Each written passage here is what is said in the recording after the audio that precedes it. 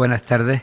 Le hemos pedido al director del Instituto Cervantes en Londres que modere y presida esta presentación de Valor, Agravio y Mujer, porque el Instituto Cervantes en Londres está muy comprometido con su programa especial para el estudio de la mujer en el siglo de oro, un programa que desarrolla junto a la Escuela de Estudios Avanzados de Londres, porque está preparando desde allí una versión en inglés de nuestra exposición que vamos a intentar difundir internacionalmente, y porque también a partir de su trabajo pues está preparando una lectura dramatizada en inglés de la obra de Ana Caro Mayén.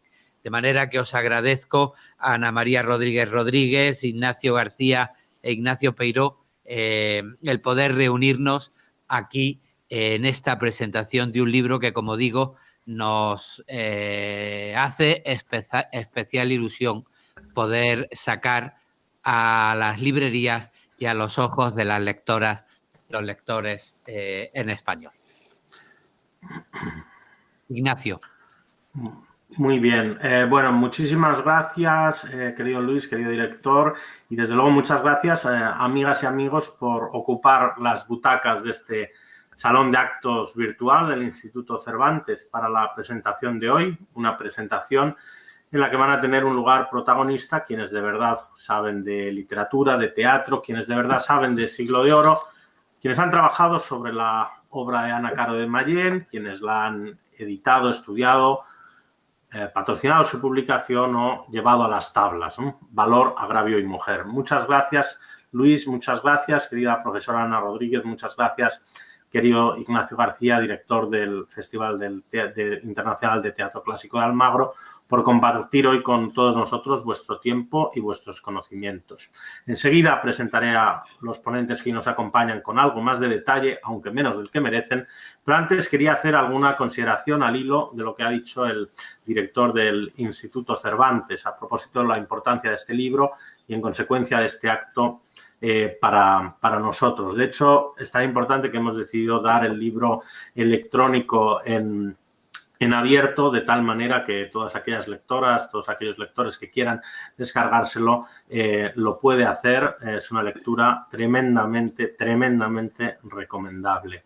Y como bien apuntaba Luis, la relevancia de este libro pues, tiene una parte institucional para nosotros muy señalada, en tanto que es parte de nuestra colección Los Galeotes, de textos inéditos, olvidados o desconocidos, que inauguramos con Arturo Barea y su libro sobre Lorca, pues que además es el primer galeote que hacemos en el marco de nuestra colaboración con el Festival de Teatro de Almagro. Y es muy positivo que una institución como la nuestra, que un festival tan connotado, tan conocido como el Festival de Almagro, estemos alineando esfuerzos de cara a la difusión cultural.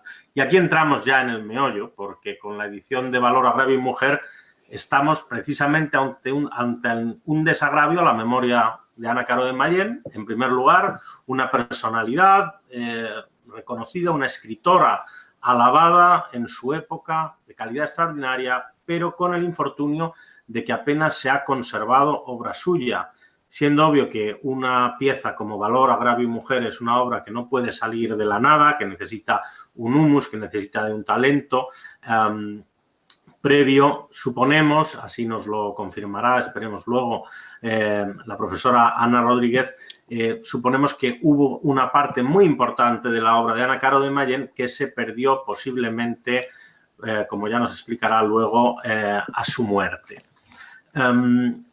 Por tanto, es una cuestión de mera justicia devolver a Ana Caro al lugar donde tiene que estar. Pero al reintegrarla al canon del Siglo de Oro estamos también reivindicando el Siglo de Oro como fue, el Siglo de Oro de verdad, en toda su amplitud, con todas las sensibilidades. Un Siglo de Oro que no puede entenderse sin las mujeres, sin la perspectiva femenina, sin las escritoras, como tampoco puede entenderse, por cierto, y ahí es muy notable la labor que también está haciendo el Festival de Almagro, sin su vertiente americana. Por tanto, estamos impulsando eso con esta edición y además estamos reconociendo el trabajo que a lo largo de estas últimas décadas han hecho especialistas y académicos de todo tipo, precisamente para quitar el velo de ignorancia que había sobre la labor, sobre la escritura de las mujeres, con todas las dificultades que tenían en aquella época. Y el caso de esta obra y de esta autora, de Valor Agravio y Mujer, y de Ana Caro, tiene una especial relevancia en tanto que aquí no solamente hay un talento literario formal, sino una impresionante conciencia de autoría, una conciencia de autoría femenina y una visión moral deliberada y consciente que implica cambios y libertades, incluso con un pequeño punto subversivo, en el papel reservado a las mujeres dentro no ya del marco del siglo de oro, de las comedias de capa y espada, sino de la convivencia en la propia España del barroco. En fin, por último, antes de presentar a quienes hoy nos acompañan, quería decir que esta edición de Valor Agravio y Mujer no es una mera salva al viento, sino que forma parte de un proyecto de fondo de reivindicación de nuestras escritoras y pensadoras, como puede verse en la exposición física y también en Internet, por cierto, tan sabia como valerosa, donde se estudia el universo femenino de las Ana Caro, desde luego, pero también de Catalina de Erauso, de Teresa de Jesús, de María de Zayas, de Sor Juana Inés, etcétera.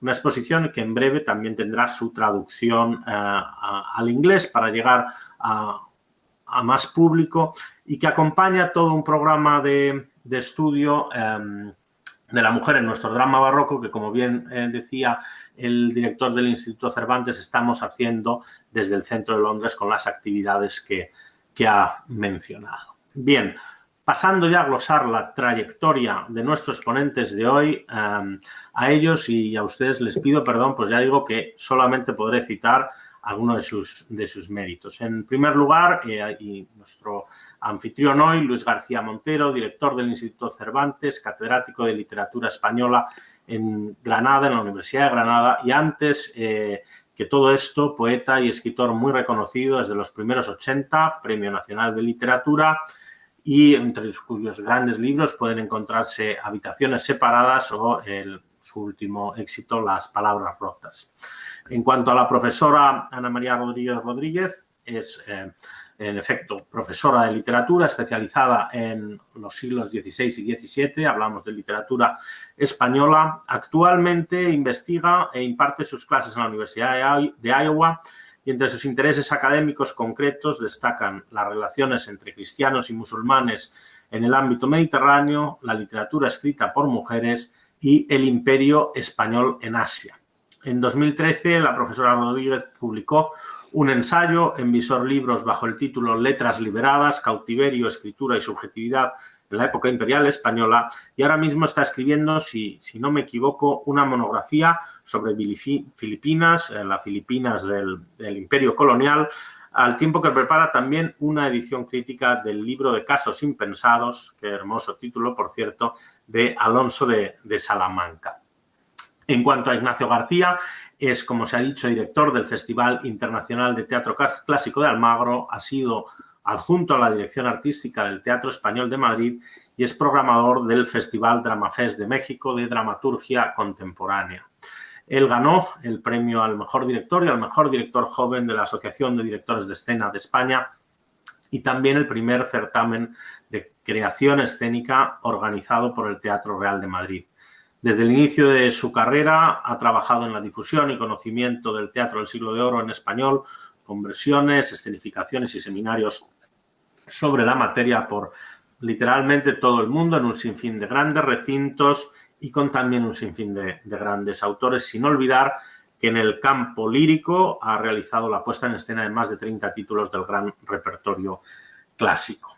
Entrando ya, sin más dilación, amigas y amigos, en el acto, voy a recordarles que la mecánica es muy sencilla. Voy a plantear algunas preguntas y a continuación o durante y si se forma debate estaremos encantados, pero si no se forma, pues escucharemos con gran respeto y atención todo lo que nuestros ponentes tengan que decir, pero en todo caso, al final, si las personas que están asistiendo a esta charla quieren enviar alguna pregunta, pueden hacerlo por el chat y se las plantearemos. Y en fin, Vamos a empezar por nuestro anfitrión, Luis García Montero, a quien yo le pediría que nos comentara dos compromisos. En primer lugar, ese compromiso del Instituto Cervantes como institución y también en todos sus centros de reivindicación, de una cierta reivindicación de ese mundo femenino a veces oculto. Y también las fechas que estamos además invitan a hacerlo por ese positivo entendimiento que hemos tenido con el Teatro de Almagro, que llegó aquí a presentarse en Londres hace un par de años, por ejemplo. Bueno, gracias, Ignacio. La verdad es que a la hora de hacer la programación cultural, el Instituto Cervantes, con una clara voluntad de diplomacia cultural en nombre de España, pues apostó por hacer de la cultura española una cultura democrática. En el momento en el que vivimos, me parece que identificar la cultura española con una identidad orgullosa de sí misma, pero abierta, nada cerrada, que cree en la pluralidad y en la diversidad como una riqueza y que se niega a cualquier tipo de intolerancia, pues es importante. Y claro, dentro de esa apuesta, pues yo creo que todo lo que signifique reivindicar la igualdad de género y hacer memoria y convertir nuestro conocimiento en un conocimiento general del mundo, de sus peculiaridades, no solo de una visión masculina canónica, pues nos parece muy importante, ¿no?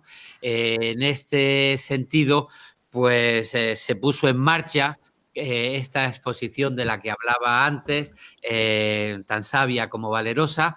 El título surge de un texto de Sor Juana, es una exposición que comisarió Ana Rodríguez.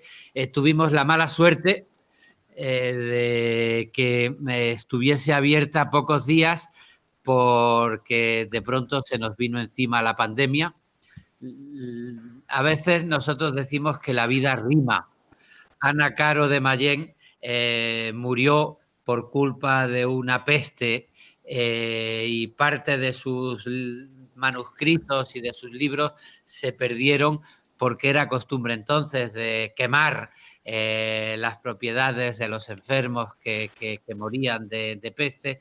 Y bueno, se nos vino la pandemia encima, tuvimos que cerrar, pero es una exposición que nos parece que tiene tanto interés que hemos firmado un acuerdo con la Biblioteca Nacional para reabrirla el 18 de junio y tener todo el verano hasta septiembre abiertas las puertas para que la gente pueda conocer la labor de todas las autoras que tú citabas antes, españolas e hispanoamericanas. Y dentro de esta labor, pues me parece que la edición en un galeote junto al Festival de Almagro de la obra de Ana Caro de Mayén, pues tiene su importancia y nos ayuda a profundizar en este ejercicio de memoria. Por resumir, te puedo decir que cuando hablamos de que la memoria nos ayuda a un conocimiento general, pues la perspectiva de la mujer abre una concepción completa de un mundo en muchos sentidos. Yo como profesor de literatura he trabajado el teatro clásico, hice una edición de La Celestina, por ejemplo, he escrito sobre Calderón. Bueno, tuve con Ignacio García y con el festival la oportunidad de hacer hace 2 años una versión de Casa con dos puertas. He trabajado a Lope, hice una versión también hace ya muchos años, todavía Ignacio no era el director del Festival de Almagro, de la Dorotea, de Lope, y estoy acostumbrado con mis alumnos en mis trabajos, por ejemplo, a decir que la vida es sueño, porque en un orden feudal, organicista, hay verdades esenciales y la historia es una representación de fenómenos que no tienen consistencia ninguna, que son un sueño y que a la hora de la muerte, cuando se hace la ley de Dios, pues todo desaparece. La vida es un sueño bueno, ese horizonte de la vida como sueño y como representación sin carne y hueso, pues fue sustituido en el humanismo por otra concepción del mundo muy condensada por el famoso lema de Maquiavelo de el Estado es una obra de arte. Y la vida ya no era un sueño, sino que era una construcción que con el talento y el esfuerzo de los seres humanos había que hacer. El mundo no era descendente, sino ascendente. Cuando uno lee a Valor, Agravio y Mujer, y teniendo que luchar con una realidad dominada por los intereses del hombre, por los intereses machistas, pues de pronto se produce ahí una fisura donde se ve que los finales felices, los finales del matrimonio o los finales del Estado, pues no dependen tanto de una orden establecida y descendente, sino que se deben al talento, a la creatividad, a la libertad de actuación de alguien que quiere construir su propio final.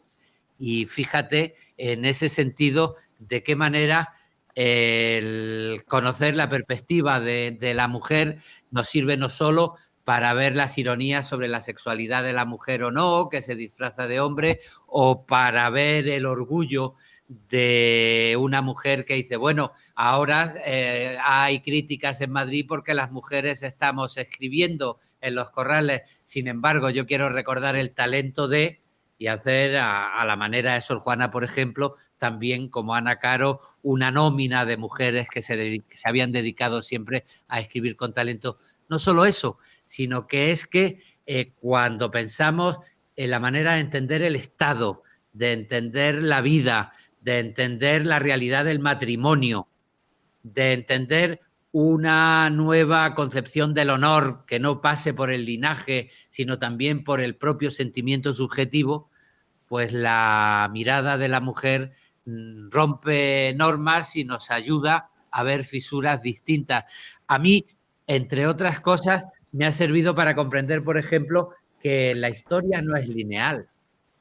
Los que hemos estudiado el teatro hemos visto una concepción del siglo de oro basada en los linajes, donde una unión era casi un sacramento entre linajes que respondía a un honor. Y después estamos acostumbrados a partir del teatro del 18 a una idea del matrimonio distinta, ya es un contrato social donde hay intereses masculinos, intereses femeninos, intereses privados, intereses públicos, y enseguida en el paradigma del 18 se hizo una definición de la condición de los sexos en los que el hombre representaba en su condición lo público y estaba determinado por la razón, y la mujer representaba lo privado, se destinaba en el reparto de papeles al hogar y por eso su condición estaba destinada por el sentimiento. Y pasamos del matrimonio sacramento feudal a un reparto de papeles de lo privado y lo público, hombre y mujer de una manera muy determinada. Bueno, pues esa que fue la deriva lineal de una historia que pasó de los valores feudales a los valores burgueses, pues cuando se reconoce la perspectiva de la mujer, pues se crean posibilidades nuevas.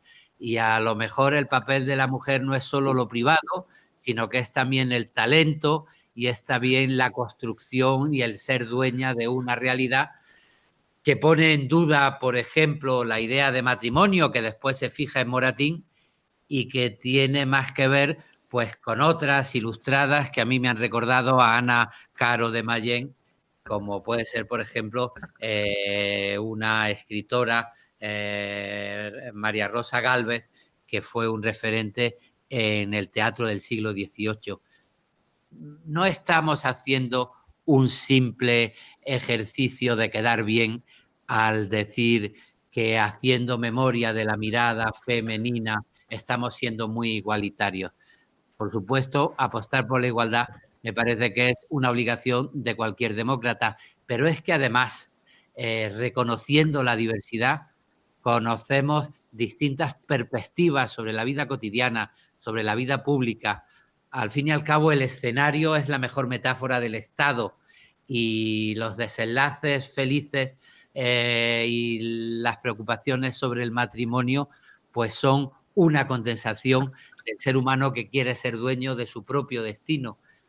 En cuanto se abre la perspectiva de la mujer, se abren unas posibilidades de meditación que han pasado muy desconocidas en nuestra historia. Y esto es lo que nos ayuda a comprender la edición que hizo Ana Rodríguez sobre valor, agravio y mujer, y esto es el sentido de una exposición como la que tenemos en el Instituto Cervantes, tan sabia como valerosa. No, muchísimas gracias, Luis, muchas gracias, director. Yo quería pedirle a Ana, como encargada también de la edición de este libro, como bien has mencionado, que nos acerque un poco al proyecto y sobre todo a la figura de una mujer muy respetada, muy alabada en su época, una mujer que, oye, que tenía un sentido incluso de la profesionalidad, de la escritura, que al menos fue autora de una gran obra y que además tuvo una existencia no poco apasionante. Quería, bueno, que nos acercases a esa Ana Caro y a su gran obra, un acercamiento para principiantes. Muchas gracias, Ignacio. Pues primero permíteme, por favor, que dé las gracias al Instituto Cervantes y al Festival de Almagro, cuyo director tenemos aquí, porque pues los dos han sido clave en los últimos años en recuperar muchas de estas obras, autoras, etcétera. Para mí fue una gran satisfacción hace unos años cuando vi que en Almagro estaban representando cosas de Sor Juana, de María de Zayas, una versión de Los Engaños Amorosos, también Ana Caro. La verdad es que queda mucho por hacer, pero ya se están haciendo cosas y es un honor estar aquí compartiendo pantalla con gente tan involucrada pues en esta misión, ¿verdad? De ayudarnos a comprender mejor nuestro mundo, dando a conocer la mitad de ese mundo que muchas veces no conocemos. Pues un ejemplo muy claro de ese desconocimiento, en mi opinión muy injusto, es el de Ana Caro de Mallén.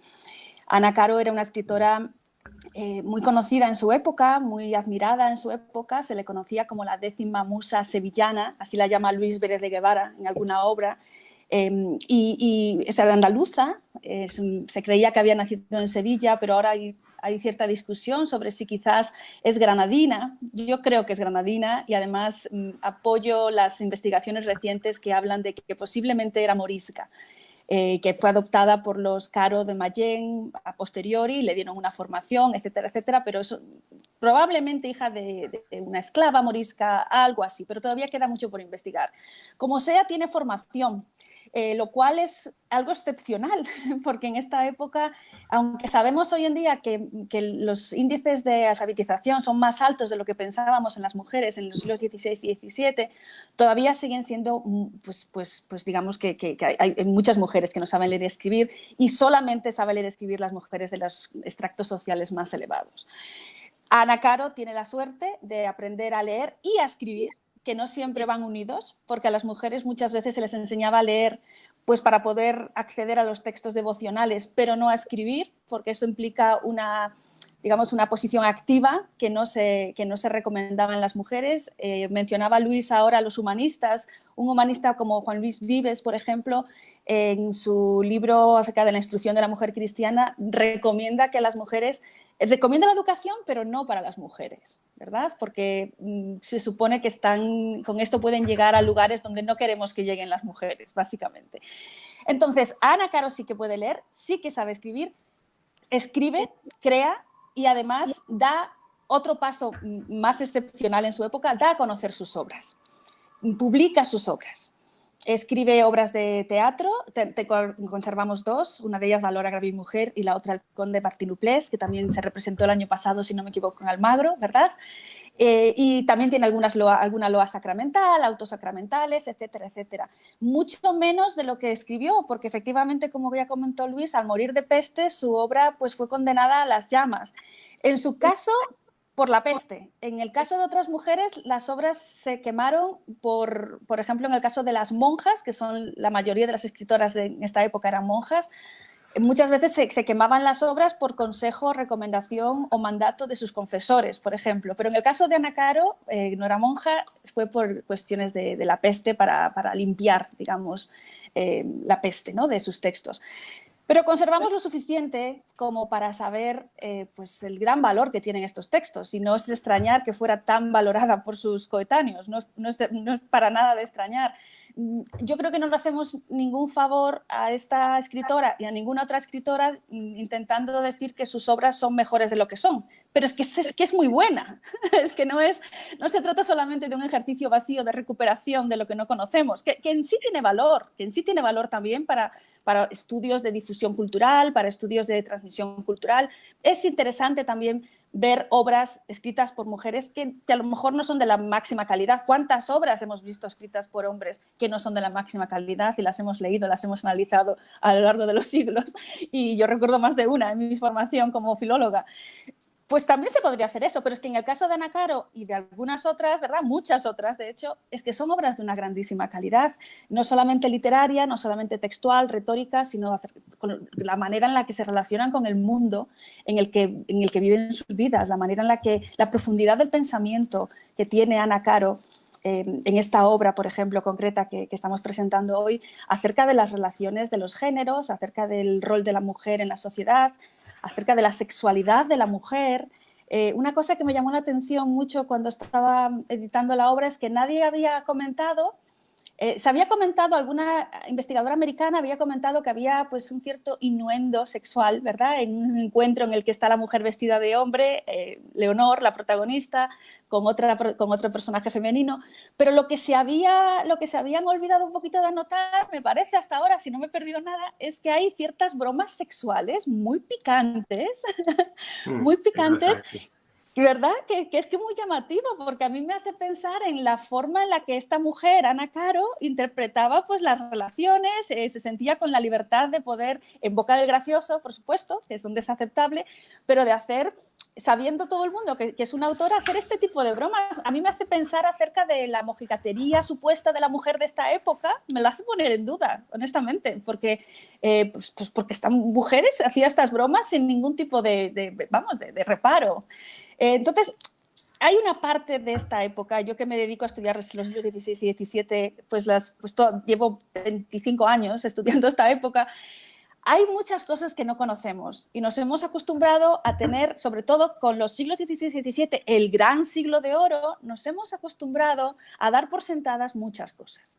Las cosas eran así, la sociedad funcionaba así, el poder funcionaba así, el matrimonio, el honor, la sexualidad, la subjetividad, funcionaban así. Pues me da la impresión de que a lo mejor no podemos hacer afirmaciones tan categóricas si no conocemos todo el material. Y ese es el sentido para mí en gran medida de sacar a la luz estas obras. Este es todo el material y después sacaremos las conclusiones que saquemos, ¿verdad? Y discutiremos y debatiremos. Y unos estarán de acuerdo con unas cosas, otros de acuerdo con otras. Pero sin tener todo el material, yo creo que como en la ciencia, por ejemplo, nunca permitiríamos, ¿verdad?, ahora que hablamos de vacunas, etcétera, nunca permitiríamos que nos metieran una vacuna si no se ha estudiado todo pormenorizadamente. Pues aquí es lo mismo, que no me digan cómo era el siglo de oro si no me han dado la oportunidad de ponerme en contacto con lo que tenemos, que son los textos. Eso es lo que tenemos. Y para mí, además, es el mejor homenaje que podemos hacerle a una autora como Ana Caro, publicar sus textos, darlos a conocer, que la gente sepa que existe no solamente ella como personaje histórico, sino también esta forma de ver el mundo y ayudarnos un poco a conocer nuestro propio lugar en la historia, nuestro lugar en el mundo, etcétera, a través de esta revisión, de esta mirada hacia atrás, que nos va a tambalear algunas cosas. Ya lo anticipo. Nos va a tambalear, estos textos femeninos nos van a tambalear muchas nociones que tenemos de esta época. Pero bueno, eso es lo divertido, ¿verdad? Y lo fascinante, me parece a mí. Dejar de repetir una y otra vez desde el siglo XVII las mismas cosas, viendo material fresco, nuevo, compararlo con el canónico y revisar el canon. Claro, tendremos a lo mejor que revisar el canon, como ha hecho Almagro, por ejemplo, ¿verdad? Almagro ha ido incorporando en el canon todas estas autoras. Eso es urgente, es fundamental en esta época y en otras muchas también. Pero bueno. No me quiero alargar mucho, córtame, Ignacio. No, córtame. muchísimas gracias porque es que hay, o sea, estás entrando en unos campos que son estupendísimos para ahondar en ellos y ahondaremos, tenemos tiempo por delante, ahondaremos de cómo en efecto esa lectura un poco rígida de que el teatro del siglo de oro pues responde a unos ciertos valores alineados también al poder político, lo que sea. Bueno, pues de pronto hay quien se toma libertades, hay quien tiene ese desparpajo y desde dentro parece plantear otra visión, ¿no? Desde dentro del teatro. Pero está también muy acertado eso de que señalas de que cómo es el propio llevar a las tablas, además del estudio, es ese trabajo de académicos, pero también de gestores culturales por representar obras que, como además, como tú dices, es que las hay muy buenas. Es que este Valor Agravio y Mujer es una obra, es interesantísima desde muchos puntos de vista, pero además, como bien subrayabas, es muy buena. Yo quería preguntarle a Ignacio García, ¿no?, sobre este despertar en las últimas décadas, más o menos reciente, de la crítica, pero también de los programadores culturales hacia nuestras autoras del siglo de oro. Y también te voy a decir, oye, eres el director del Festival de Almagro, cuéntanos qué estáis haciendo, cómo lo ves desde vosotros. Aunque antes quiero decir que no estáis solos. Aquí en Londres, en esta ínsula, tenemos grandes especialistas como Catherine Boyle, que en King's College dirige un programa de traducción de teatro español e hispanoamericano, y también tenemos programadores como el Teatro Cervantes, que son grandes amigos y colaboradores nuestros, y el 18 de junio tendremos una lectura dramatizada aquí en Londres, pero para todo el mundo, de este texto con un coloquio sobre la traducción. O sea que no estamos solos, por así decirlo. Por favor, Ignacio. Bueno, muchísimas gracias a todos y lo primero es un honor estar acompañando en este acto y quiero lo primero mandar un agradecimiento tanto al Instituto como a Ana por la labor que han hecho. Sabéis que hace 2 años el Instituto me invitó al Club de Lectura, al Club Mundial de Lectura, para hacer un encuentro sobre la lectura de Ana Kromayen, y allí es donde surgió la necesidad de tener una nueva edición para poder leerlo y como un instrumento para la escenificación. Parte de la deficiencia en la escenificación de los textos de Mujeres del Siglo de Oro tiene que ver con las ediciones. Un director de escena va a buscar un texto para escenificar y lo que encuentra es una edición legible, sin un aparato crítico, y desiste en su intención de montar una obra femenina cuando en Lope o en Calderón o en Tirso tiene un aparato crítico mucho más enjundioso que le permite leer, conocer. De manera que creo que la labor filológica de Ana y la labor editorial y el impulso del Instituto Cervantes, sin ninguna duda van a hacer que Ana Caro se monte más, porque ahora ya vamos a tener un libro que nos permite conocer la obra, leerla, descifrarla y poder atacarla desde otra óptica, ya con el trabajo filológico. Dicho eso, creo que la pregunta que hacía Ana es la clave, también el canon, ¿no? ¿Qué es lo que vamos a considerar el canon a partir de ahora? Para mí hay 2 imágenes, voy a permitirme ser un poco abstracto en el planteamiento, pero hay 2 imágenes que tienen mucho que ver con lo que significa el canon clásico. Este año, si las circunstancias lo permiten y estamos trabajando para ello, se va a celebrar en la edición número 43 del Festival Internacional de Teatro Clásico de Almagro. Es decir, que el festival nace en el año 72. Nace con la democracia en España y tiene un camino muy parecido. Y os voy a dar 2 fotos que seguro que os ayudan a visualizar mucho lo que era el país, lo que era el poder, como bien decía Luis, y lo que era el teatro en el año 78 y lo que es hoy en día. Si uno ve una fotografía de las Cortes Constituyentes, son unas Cortes apabullantemente masculinas, en las que todos los hombres iban vestidos de negro, con gafas negras, con corbata negra, y que era muy, muy homogénea la imagen. Si uno ve una foto de la primera edición del Festival de Almagro, era parecido. Eran todos hombres con una capa negra, es decir, había un modelo masculino, castellano central, digámoslo de alguna manera, y clerical. Cuando hablamos del siglo de oro y se dice Lope, Calderón, Tirso, estamos hablando de 3 hombres, de 3 clérigos y de 3 hombres nacidos en Castilla. Con lo cual estamos estrechando el canon de una manera bestial. Hoy en día, cuando vemos una foto de nuestro Parlamento, de nuestro Congreso de los Diputados, hay hombres y mujeres, hay edades muy variopintas, hay vestuarios muy variopintos y hay atuendos que demuestran el largo y profundo camino que se ha hecho en el país para ser mejores por ser más plurales y más diversos. El siglo de oro ha sufrido la misma evolución y hoy en día en Almagro se pueden ver textos de hombres y mujeres, ahora después un poco la nómina de lo que hemos hecho en el último tiempo, pero se puede ver un siglo de oro hecho de una manera más ortodoxa y de una manera más, digamos, revolucionaria contemporánea. Se puede ver a Cervantes en rap, se puede ver una versión performativa con teatro de cuerpo sobre otros autores y autoras. Se pueden ver autores y autoras. El año pasado, por primera vez en la historia del festival, la nómina de autoras fue superior a la de autores. Hubo 14 mujeres del siglo de oro representadas en el festival. Y estaban Ana Caro Mallé, de la que hicimos Valor, Agravio y Mujer, y el Conde Partimuflé. Podemos decir de alguna manera que hicimos las obras completas de Ana Caro, porque es lo que se conserva, pero también se hizo Sor Juana. Esto fue la primera vez en los 42 años del festival que se cumplían, que una mujer, esta Sor Juana, y sus versos, ese verso del final del primero sueño que dice el mundo iluminado y yo despierta, fueron el centro del festival, fueron su cartel con una mujer con un sentido protagónico. Creo que eso es muy importante. La mujer en muchas comedias del siglo de oro tiene una función importante, pero también en muchas su única función dramática es perder el honor para que los hombres tengan algo que hacer durante el resto de la comedia, que es recuperar el honor perdido de esa mujer. Sin embargo, hay todo otro siglo de oro, no solo escrito por mujeres, en las que la mujer es protagónica.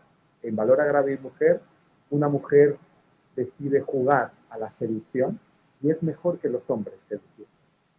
En El amor médico de Tirso, una mujer decide vocacionalmente ser médico, ahora que tanto hablamos de los médicos en la pandemia, y resulta ser, acaba siendo médico de la corte porque es mejor que todos los demás médicos. O en La hija del aire, una mujer decide tomar el toro por los cuernos y ambiciosamente ir a por el trono, y es mejor gobernante que su marido, que era un tirano, un violador, un traidor de sus amigos, Nino, y que su hijo, que es totalmente incapaz para el gobierno, pero durante siglos, y eso no es culpa de Calderón, sino de las lecturas que hacen hecho después, como esa ambición la tenía una mujer y no un hombre, como la tenía Semíramis y no Segismundo, tenía una valoración tremendamente negativa. También hemos sido culpables de eso. Ampliar el canon significa, en nuestra opinión, aparte de otras muchas cosas, abrir el siglo de oro a dos realidades que estuvieron ocultas. Fueron las mujeres y América. Son dos visiones que nos... Sor Juana, además, es las dos cosas.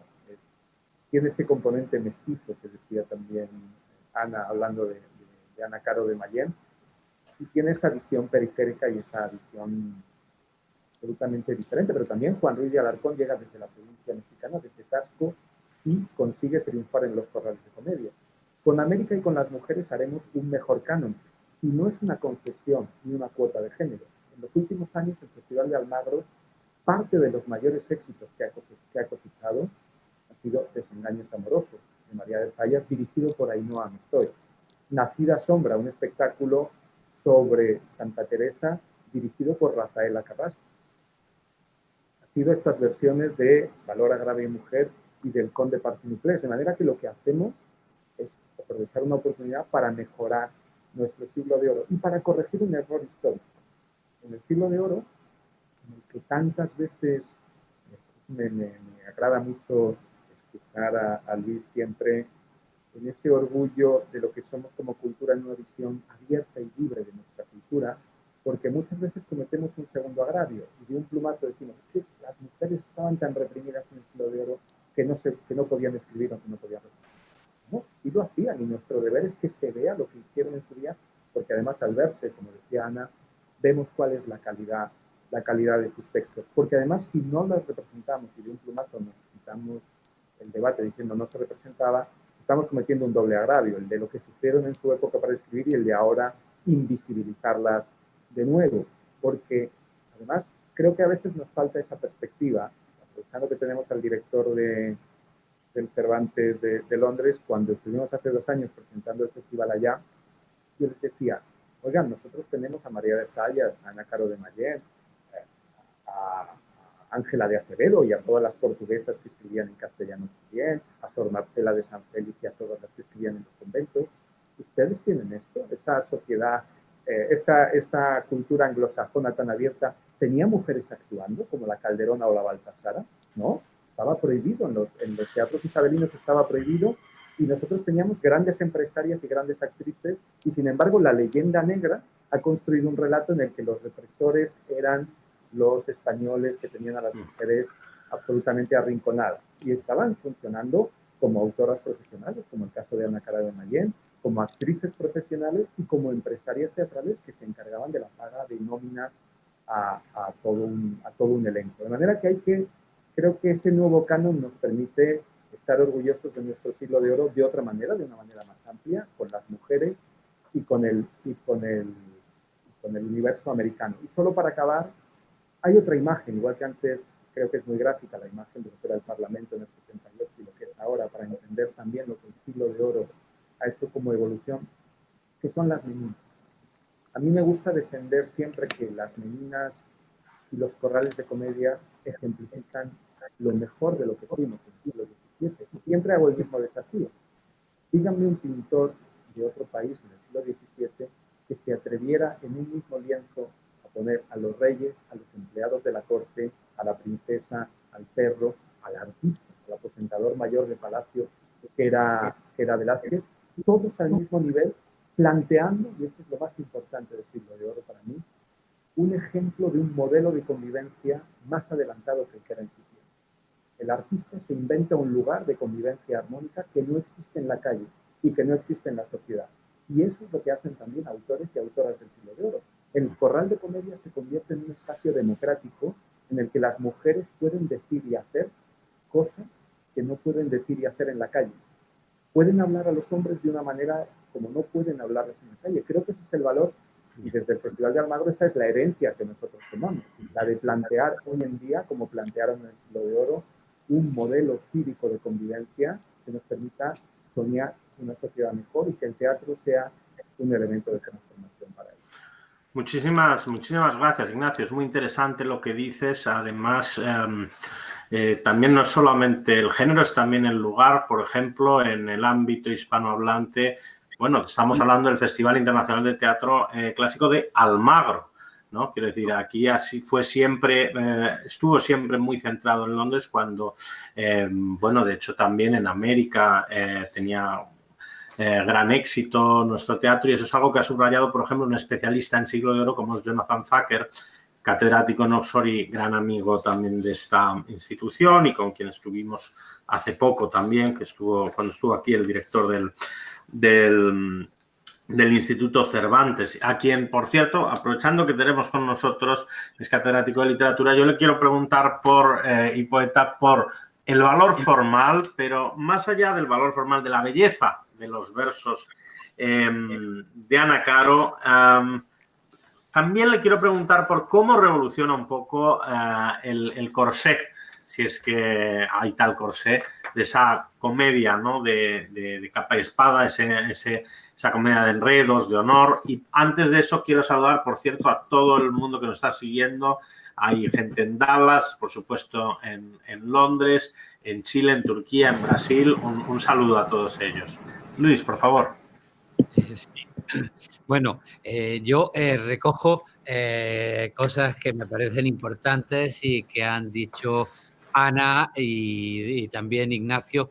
La posibilidad, no se trata de hacer patriotismo barato, pero sí perder algún tipo de vergüenza creyéndonos que hemos sido peor que los demás. A mí, por ejemplo, me pareció interesante al leer el estudio de Ana, pues que se recordaran que los ingleses han estado muy orgullosos siempre de que en su cultura surgiese la primera mujer profesional que cobraba por escribir, y resulta que cuando Ana Caro estaba cobrando por escribir, pues me parece que esta chiquilla tenía 1 año solamente, de manera que en ese sentido también comprender nuestra historia y las posibilidades de nuestra historia pues puede evitar no olvidar defectos, pero sí cargar con culpas que están mucho más generalizadas que no la concentración en España de una leyenda negra. En el caso de Ana Caro, me preguntas, yo creo que la obra que presentamos tiene mucha calidad literaria. Lo decía antes Ana, es una trampa, pues de pronto empezar las comparaciones y creer que la reivindicación de Ana Caro tiene que ser, pues es que era lo mismo que Lope, lo mismo que Calderón. En primer lugar, hay cientos y cientos de hombres que escribieron mucho peor que Lope y mucho peor que Calderón. Eso en primer lugar. En segundo lugar, las diferencias hay que analizarlas también en su contexto histórico y cuál era la situación, la formación propia de las mujeres en un momento determinado. Y estamos hablando de una época donde a una mujer se le ponían muchas trabas y casi solo podían dedicarse a estudiar y a escribir las que entraban en un convento y se hacían monjas, aunque parezca paradójico, para conquistar espacios de libertad. Y en tercer lugar, porque es que obras como las dos, y solo se conservan dos, de Ana Caro, pues demuestra que hay una altísima calidad. Y esta obra es una obra de altísima calidad.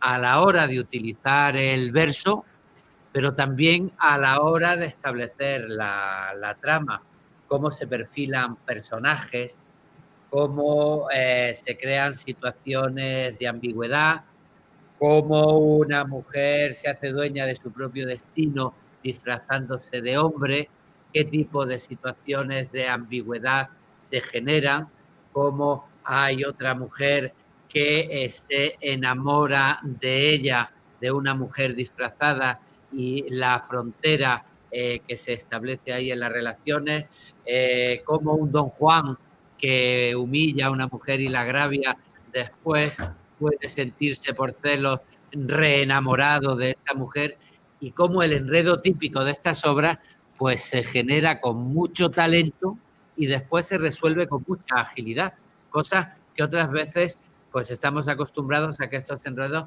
se resuelvan con más torpeza y sin tanta elaboración de los personajes, de manera que yo creo que podemos hablar de una obra de mucha calidad, tanto en el uso del verso como en la manera de establecer la trama. Me voy, si queréis, al final del primer acto, cuando hace su apuesta Leonor y dice: mi honor en la altiva cumbre de los cielos he de ver, o hacer que se disculpen en mis locuras mis yerros, o que ellas mismas apuren con excesos cuanto pueden, con errores cuanto lucen, valor, agravio y mujer, si en un sujeto se incluyen. Bueno, esta habilidad en el uso del verso da un paso de trascendencia en intensidad lírica con mucha frecuencia en la obra, y eso es lo que habla de una poeta importante. Y además la agilidad del verso está también en la agilidad, en la definición de los personajes y en el tratamiento del argumento, de manera que yo creo que estamos hablando de una obra de máxima calidad que enriquece nuestro siglo de oro. Muchísimas gracias, Luis.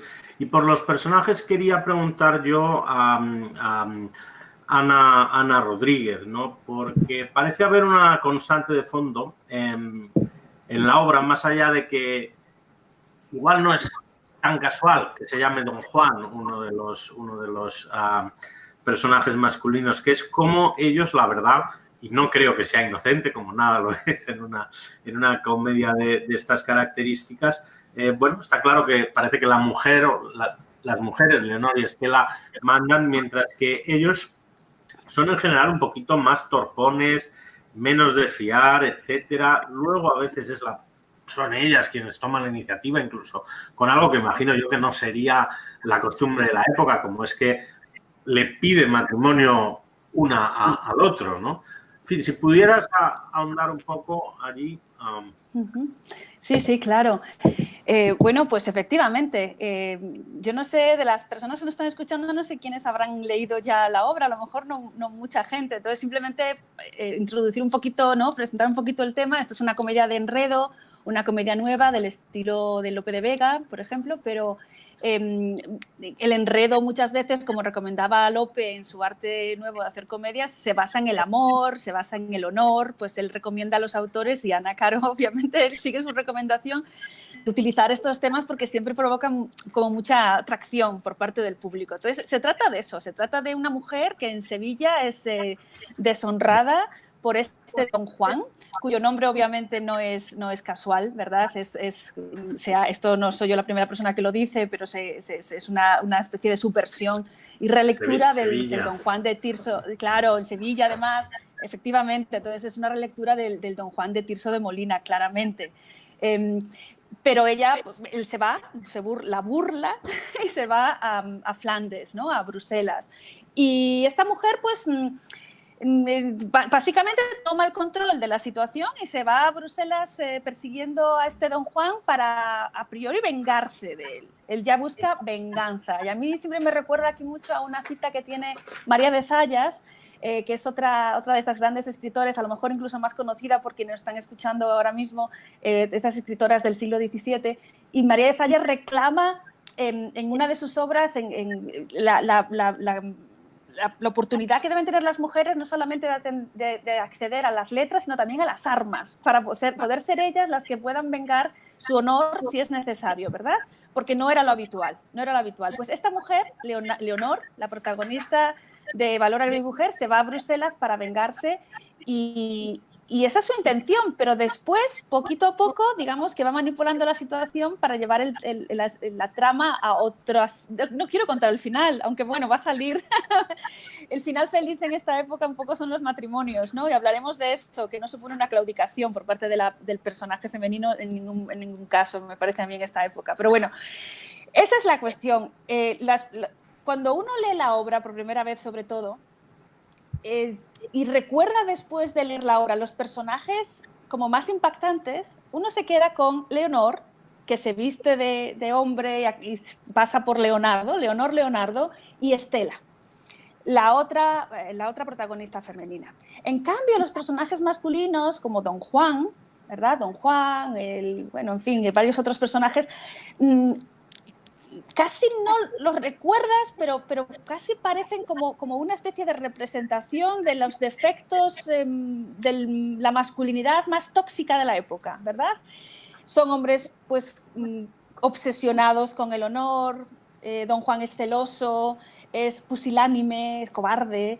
Es un hombre completamente cobarde, que duda constantemente, no tiene claro absolutamente nada. En una escena está enamorado de una mujer, pero en la siguiente escena ya parece que le ha dado celos la otra, entonces está enamorado de la otra. Es mal amigo, incluso, ¿verdad? Porque una cosa era burlar a las mujeres, pero tampoco es un buen amigo, que era un valor masculino muy importante en el siglo XVII. Es un desastre, es un desastre de hombre, que no le llega a Leonor ni a la suela del zapato, ¿verdad? Y Leonor, en cambio, es un personaje, pues, muy sólido, con unos valores, y muy ingeniosa. Es muy ingeniosa. Estas mujeres no son solamente bellas, como suelen ser las mujeres de las comedias. Digamos, el capital social máximo que tiene una mujer en una obra de la comedia tradicional es su belleza. Pero es que no es eso lo que más nos llama la atención de Leonor y ni de Estela. Es su ingenio, es su capacidad de acción, es su manera de enfrentarse a las cosas y tomar decisiones. Al final de la obra, prácticamente entre las dos se reparten a los hombres que están en el escenario y una dice, pues yo hago esto, tú haces lo otro. Y lo más bonito, en mi opinión, lo que realmente es casi revolucionario en comparación con otras obras, es esa relación entre estas dos mujeres. Que en algunos momentos sí que hay cierta cuestión sexual, porque Leonor es Leonardo y conquista a Estela vestida de hombre, etc. Pero más allá de eso, lo que hay es que se establece una auténtica conexión entre estas dos mujeres. En la trama amorosa, las dos mujeres compiten en algunos momentos por los hombres cuando no saben quiénes son, pero cuando ya saben quiénes son ellas dos, ya no hay competencia, hay lealtad, hay amistad. se sale mucho de esa trama más habitual, incluso no solamente en el Siglo de Oro. En el Siglo de Oro hay muchas cosas que podemos ver en las comedias que vemos hoy en día en las series de televisión, ¿verdad? O sea, hay muchas cosas, las mujeres compitiendo por el galán, compitiendo por el príncipe, compitiendo por ese hombre que tiene estas cualidades. No es lo que vemos aquí. Vemos a dos mujeres que establecen el lazo, en mi opinión, humano más fuerte en toda la obra. Esa amistad, esa lealtad, esa confianza entre Leonor y Estela. Entonces, pues los personajes me parecen muy ricos, me parece que hay una crítica a los roles de género, no particularmente a los hombres, sino a cómo muchas veces los hombres utilizan a las mujeres para sus propios fines, y aquí Ana Caro le da la vuelta a la tortilla completamente para ponernos a estas mujeres controlando la situación de una manera pues muy, muy subversiva, la verdad. Y yo creo que yo siempre me imagino, cuando leo estas obras, me las imagino representadas en el Corral de Comedias. Y yo me puedo imaginar perfectamente a esas mujeres viendo estas escenas tan contrarias a lo que podía ser sus realidades muchas veces, aunque eso habría que discutirlo. Yo creo que las mujeres del Siglo de Oro, como decía antes Ignacio, no estaban tan reprimidas, yo creo que tenemos que seguir escarbando para seguir, ¿verdad? Porque tenemos versiones a veces muy parciales de las cosas, sobre todo de la sexualidad femenina en esta época. Pero muchas mujeres que tendrían una situación pues más constreñida en su casa, de un confinamiento, etcétera, ver estos ejemplos de mujeres tenía que ser muy liberador, y así es como cambian las cosas, ¿verdad? Cuando ves modelos diferentes a lo que siempre te han presentado como lo ideal. De alguna manera, estar en el escenario, estas mujeres tienen un final feliz para los códigos de la época, no son castigadas por sus acciones, la justicia poética funciona de manera que se les premia con una buena vida después de todas las transgresiones que han llevado a cabo. Eso tiene una fuerza en un corral. Y también pensemos en los hombres que estuvieran viendo a estas mujeres, ¿verdad? Esos mensajes muy, muy subversivos y muy contracorriente. Entonces, me parece que Ana Caro sabe muy bien lo que está haciendo.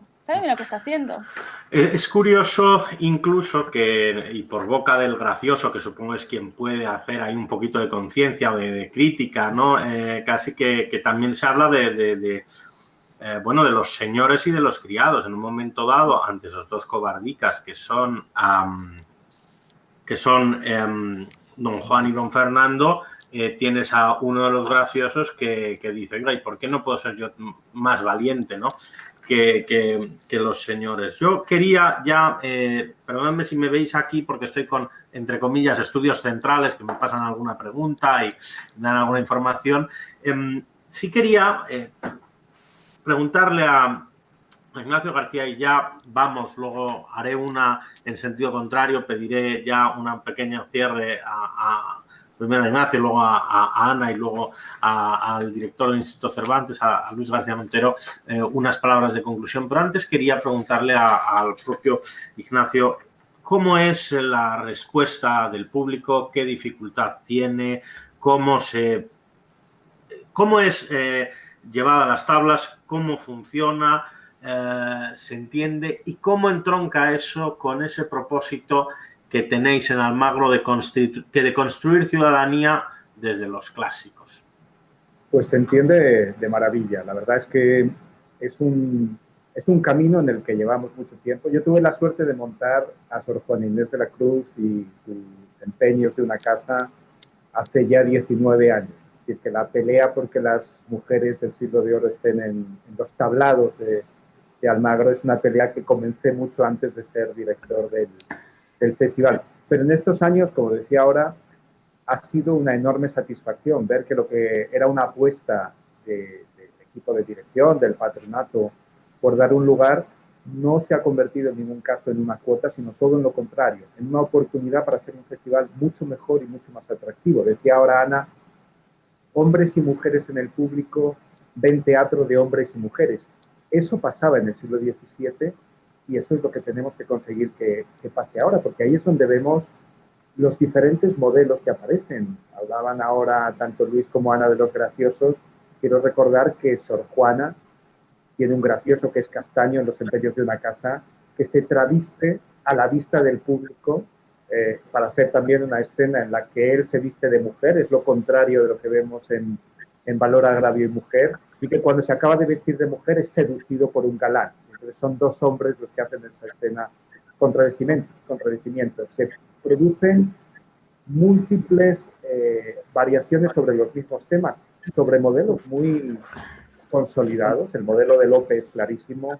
Hablaba Ana del conocimiento que sin duda tiene Ana Caro del arte nuevo de hacer comedias, de la carpintería teatral y de la carpintería poética, de la elección estrófica, por ejemplo, de cómo elegir la mejor estrofa para plantear la situación, de cómo usar los versos compartidos para dar un ritmo frenético en algunas escenas a la confusión. Esas mujeres que tenían tanto tiempo para conocer y analizar el modelo masculino, luego a veces son capaces de mejorarlo. El ejemplo también está en Sor Juana.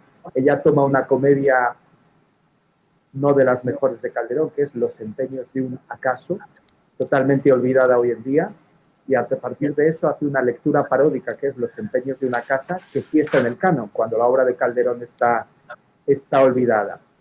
Y eso es lo que ve el público. El público se queda sorprendido porque se le ha contado una historia sobre las mujeres olvidadas del siglo de oro, sobre la poca actividad literaria y artística que había, y cuando la ve en escena se queda sorprendido, se queda estupefacto y se queda con ganas de más. Por eso seguimos peleando por ampliar la nómina femenina y que algún día no haya que hacer las cuentas, que algún día sea una convivencia totalmente armónica y en la que yo siempre pongo el ejemplo, y en vez de decir Lope, Calderón, Tirso, nosotros tenemos en el libro de estilo del Festival de Almagro que siempre en las tríadas, cuando ponemos el ejemplo del siglo de oro, tiene que haber una mujer y un autor de las Américas. Es decir, hablemos de Lope, María de Zayas y Juan Ruiz de Alarcón, o hablemos de Tirso, Sor Juana Inés.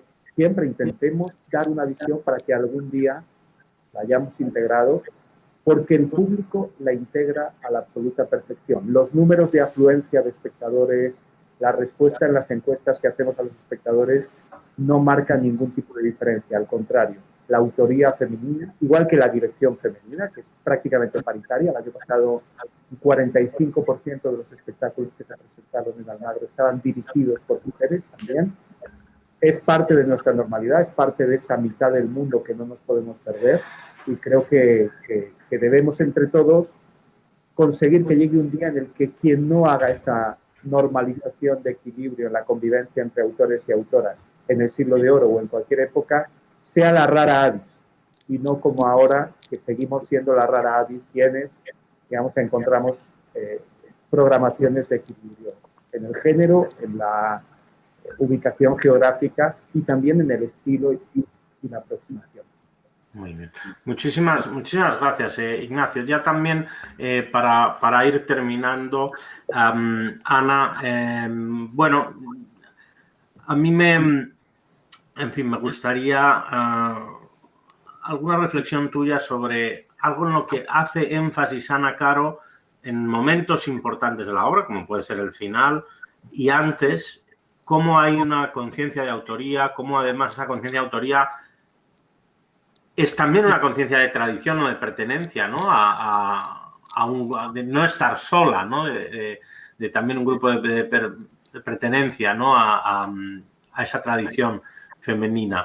Pues si nos puedes comentar eso, pues yo te lo agradezco. Y lo que tengas a bien, porque estamos en el turno final, te lo agradezco. Para mí lo más impactante de la obra es que ofrece un modelo de mujer que controla su vida, que sabe lo que quiere y que va por ello sin pensárselo dos veces y rompiendo las convenciones. Y una de las cosas más llamativas para mí, yo este texto lo enseño en mis clases en la Universidad de Iowa, tanto a estudiantes pues, de grado como a estudiantes de doctorado, por ejemplo. Es uno de los textos que siguen volviendo a mis programas de clase, ¿verdad? Y me llama muchísimo la atención cómo los estudiantes, claro, estos son estudiantes además de Estados Unidos, que tienen una barrera con el idioma muy grande, pero todavía sí, estaba pensando en eso cuando Ignacio ahora hablaba de cómo la gente conecta con el texto. Yo pensaba, ¿cómo no van a conectar? Si conectan unos chicos de 20, 22 años estadounidenses que ni siquiera tienen el español como primera lengua y lo leen en español, porque hay temas muy relevantes para nuestra vida, para la vida de alguien incluso de 20 y pocos años, que son pues, la mayor parte de mi alumnado. hay esta necesidad de ver personajes femeninos que rompen las convenciones.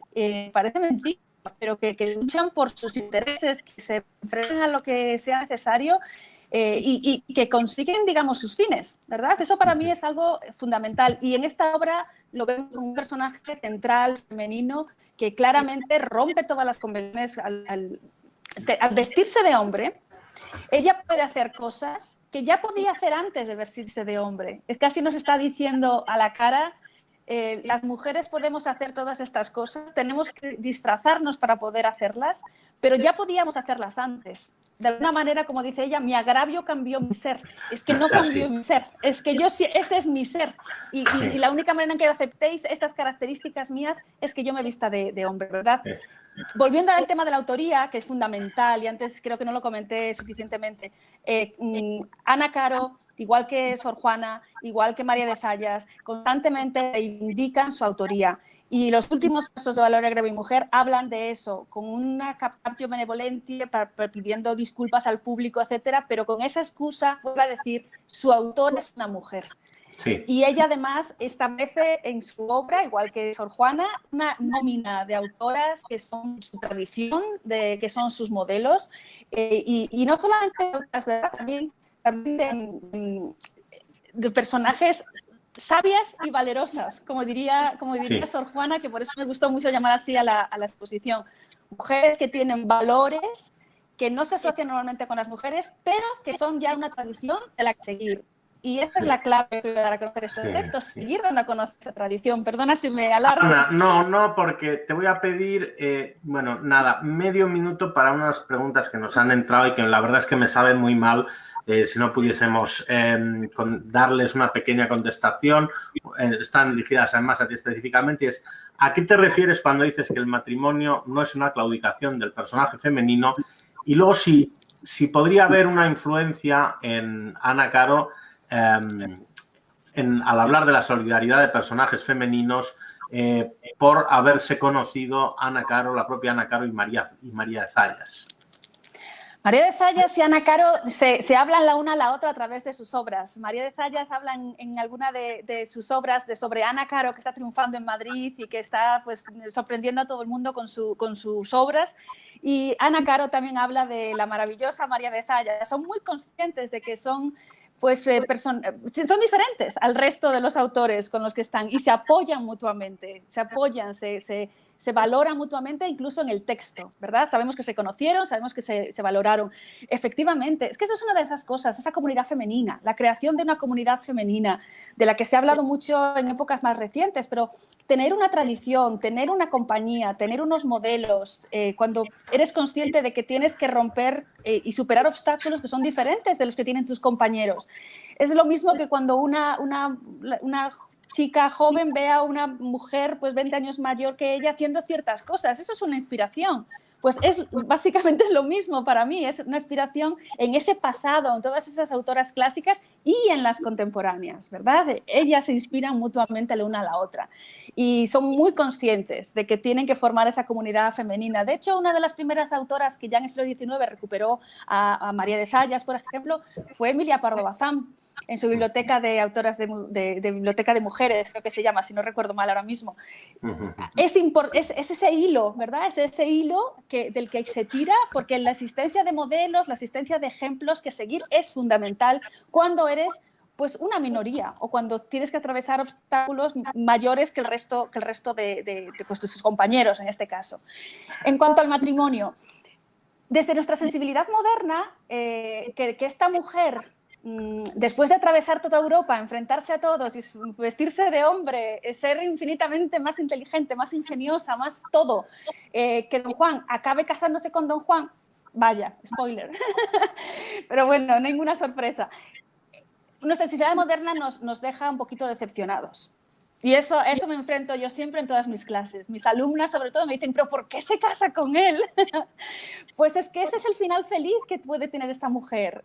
Tenemos que sacar un poquito, digamos, no podemos ser anacrónicos tampoco. Es importante entender las realidades. Una mujer que no se que no sé, yo soy muy anacrónica muchas veces en estas cosas y me gusta ver cómo las cosas se leen hoy en día y no intento reconstruir el significado del siglo de oro. A mí eso me interesa hasta cierto punto, pero luego prefiero ver la reacción de los lectores ahora, ¿verdad? ¿Y qué te dice a ti? Olvídate de lo que te decía alguien en el corral. Es importante, pero no es lo único importante. Una mujer que no se casaba en esta época tenía muy pocas opciones, ¿verdad? Prácticamente las opciones eran pues, retirarse al convento, que es la opción que da muchas veces María de Zayas a sus mujeres. Y el convento tiene un significado muy, muy complejo. El convento no es solamente un lugar de confinamiento y de falta de libertad. Como decía antes Luis, el convento también es un lugar de búsqueda del espacio para el estudio, como hizo Juana, por ejemplo, algo que no podías tener en el matrimonio. Pero si tú quieres estar, digamos, fuera del convento, la opción que tienes es ese matrimonio, es casarte, porque es lo que te da de alguna manera pues un espacio, un lugar. La idea de una mujer suelta, digamos, no es un final feliz para esta mujer, no sería el final feliz. Por eso yo creo que hace justicia poética realmente aquí Ana Caro, aunque a nosotros muchas veces nos choque. También es verdad que ella decide, que se casa, claro. Estela decide que se casa, esa es la subversión con el matrimonio, no deciden sus padres, no decide el hombre, decide ella escoge, y ahí en ese poder que tiene yo creo que sí que está la auténtica vuelta de tuerca con el tema del matrimonio en esta obra. Es ella la que al final impone su voluntad, digamos, sí. Muy bien, pues yo voy a dejar al director del Instituto Cervantes, a Luis García Montero, que despida la sesión de hoy con una última reflexión escoba y también un mensaje a las personas que nos están escuchando. Tienen un interés en el siglo de oro, tienen un interés en la literatura, tienen un interés en la literatura escrita por mujeres, pero también tienen un interés en el Instituto Cervantes, seguramente, y por eso están escuchándonos y viéndonos. Entonces quería que les mandases un mensaje, ¿no? en estos tiempos. Bueno, gracias, Ignacio.